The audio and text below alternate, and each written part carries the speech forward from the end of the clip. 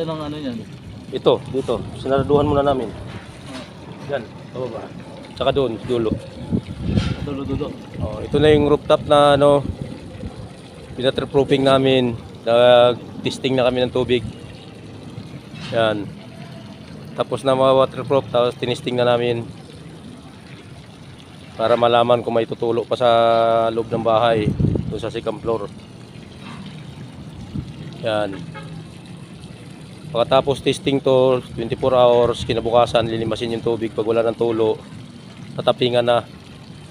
Yun, pag tapping, yun, finish na. Yung ano, pwede rin i-tiles kung ano, gusto i-tiles, pero ito ang kasama dito sa ano, trata ko is ano lang.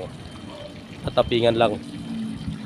Yun, tapos meron pa doon waterproofing din yun doon sa bandang ano, pababa ng ano, ibabaw ng hagdanan yun konkreto rin.